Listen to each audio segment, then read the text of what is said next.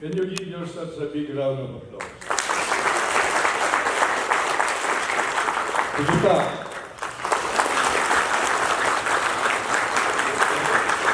Dapat ganun palagi. My energy, my passion.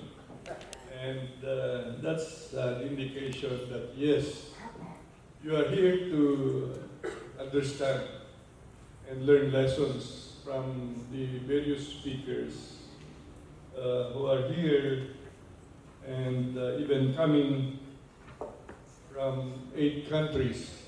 Can I request the international delegates to please rise, and can we give them a big round of applause?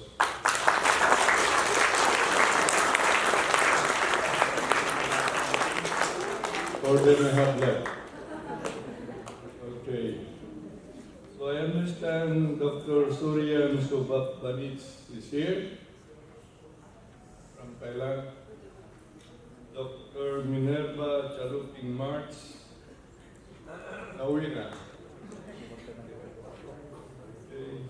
Okay, so as I've said, I'm happy to be here with you today. Again, to also give my points of view in regard to the topic being discussed during this international conference. We are happy that the Department of Agriculture is involved in this event. And again, we wish to thank Benguet State University through President Jukal Alora Jr. for making us part of this important conference. In particular, it affords us the opportunity to share our thoughts and initiatives on the theme building climate change resilience through global innovations. We indeed live in critical times, times where food production and distribution systems around the world are challenged tremendously by the changing global climate. The agriculture sector, like any other elements of the human society, is climate sensitive, such that its output could be affected by changes in its normal pattern. We know these facts already, of course. There is hotter or warmer environment obtaining as a result of the increasing temperature. There is extreme weather events in many cases. When it rains, it pours, there's so much flooding. And when during dry season, there are areas where drought is already becoming more severe. Rainfall is unpredictable in many cases, here and there. So these are the facts. Of course, you will also see emerging important pests and diseases as a result of this changing global climate. Hence, climate change can disrupt agricultural productivity and steer changes in the prices of international and domestic commodity prices. It can also fuel migration and increase competition between nations, between communities, and among people for existing but diminishing land and water resources. On the home front, changing global climate hits us in the form of more violent typhoons, extreme droughts, rising sea levels, among others, affecting our rural poor, the most notably small farmers and fishers. for every strong typhoon or protracted El Nino we experience, their livelihood and general welfare and our food security are put on the line. Countless studies confirm that the Philippines is one of the most vulnerable countries, if not the most vulnerable, to changing climate and to natural disasters.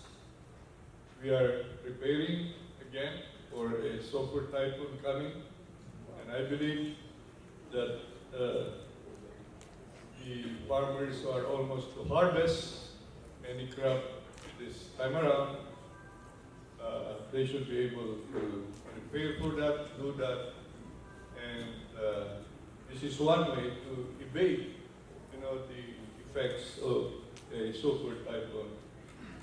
We have to prepare early, and yes, alert men and women, the farmers and fishers in the countryside. In fact, according to the Asian Development Bank, natural disasters that hit the country between 2000 and 2016 cost us a staggering $20 billion, around 1 trillion pesos in associated socio-economic damage. Malinaw po kung ano ang nakakaya. Ang kapakanan ng maliliit na magsasaka ng isda at iba pang taga-nayon at ang pambansang seguridad sa pagkain at katatagan ng ating ekonomiya. As a one global community, we have been warned that the window to address the threat is rapidly closing. But we are also reminded that there are actions and options that we can undertake now to address climate change challenges. These include strong and unified sustained support for research for development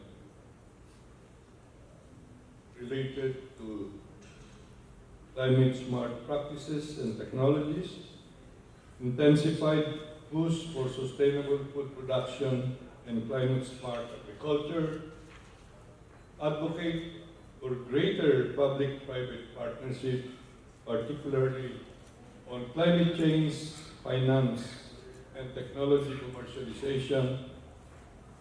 The overarching goal should be to build the adaptive capacities of communities and boost the resilience of vulnerable sectors and natural ecosystems to climate change.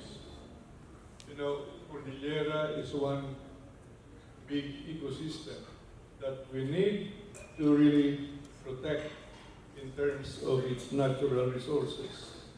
We have seen the continuous conversion of the forest lands into agricultural lands. We have to use informed judgment. What is, the level or carrying capacity that we must have to maintain? Otherwise, we will have catastrophic consequences of the actions that we do today. So as an academic research institution, Benguet State University, with the Department of Agriculture and other institutions, must come together, bring the best of science information to really communicate that today and in the past, we are now almost reaching the level with which, we are reaching the carrying capacity of Cordillera. This is the time to act. Otherwise, we will reap the consequences of our actions.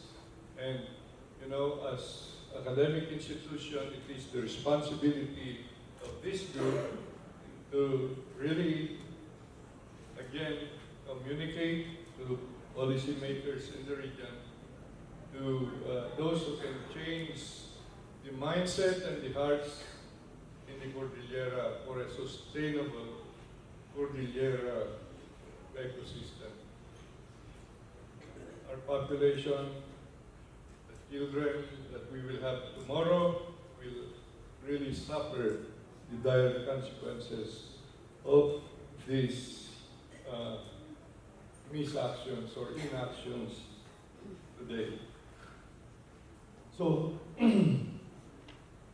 mitigation opportunities toward a responsive and rights-based sustainable development should also be optimized. Now, as the Cabinet Officer for Regional Development and Security, I will do my best to also impact into the discussions of the Regional Development Council, so that regional development must be sustainable. Regional development must consider the requirements of future generations. Regional development must bring into the equation the best of information, the results of research that have been conducted by many institutions in Cordillera, so that the region will be able to lead the best of life, for its population and citizens. How do we do it? At the policy level, we can work to enhance integrated systems based on approaches, strategies, and institutional and multi-sectoral arrangements. Promote international cooperation and avoid unilateral measures like import and export bans. In research for development, address the scientific, technical, and socio-economic aspects of adaptation and mitigation in agriculture and their synergies within international food security and climate change processes. Create platforms, learning hubs, to bring together farmer groups and communities at the grassroots level to facilitate dialogue on how to deal and cope with climate change issues. At the Department of Agriculture, we launched a development strategy of new thinking for agriculture built around 8 paradigms as we aim to bring the Filipino agri-fisheries sector along a path toward a higher rate of growth, employment, sustainability, and climate resiliency. These are modernization of agriculture, industrialization of agriculture, promotion of exports, farm consolidation, infrastructure development, roadmap development, higher budget and investments for the sector, and legislative support. Within this development framework, we pursue the development and modernization and industrialization of the agri-fishery sector built on robust and inclusive food and agribusiness industries. Our goals are clear and simple. Ensure national food security and to work for the prosperity of our farmers and fishers. Thus, our battle cry, Kasaganang Ani at Mataas na Kita. Our core strategy therefore revolves around 4 central tasks. 1, to ensure national food security. 2, to work for the prosperity of our farmers and fishers. 3, to improve the competitiveness of our farm and fishery products, and 4, to ensure the sustainability and resilience of the sector. In all these undertakings, we will bank on our strong partnerships with local government units, the private sector, the academe, extension workers, farmer leaders, rural-based organizations, and other development partners in the various communities. In our march towards progress, the rural poor must participate and benefit. And in our agriculture sector, the poorest of the poor are the coastal fishers, the upland dwellers, and you can have that, the mounted folks in the far-flung areas of Cordillera. At this point, let me zero in on what I would consider as my challenges to Benguet State University, being an academic and research institution. Number 1, BSU must reshape your curriculum programs based on the challenges and opportunities of Cordillera. Number 2, BSU must become the research and innovation university of Cordillera. Number 3, BSU must produce highly knowledgeable and skilled human capital for agri-industrial development in the Cordillera. Number 4, BSU must develop models of farm consolidation towards an export and market-oriented development without neglecting the indigenous communities in the region where special efforts be exerted as well.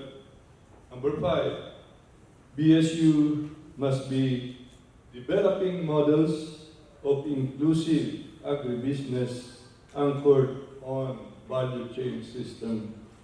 Number 6, BSU must develop models to engage more the youth in agriculture and agribusiness. Number 7, BSU must be the leader in digitalization of agriculture in Cordillera. And last but not the least, BSU must be the leader in developing demand-driven and market-oriented research and extension system. So I hope with those 8, areas, the Benguet State University can level up and refocus its various programs and activities towards, concentrating its efforts to the development of the region. Now, I would like to close again,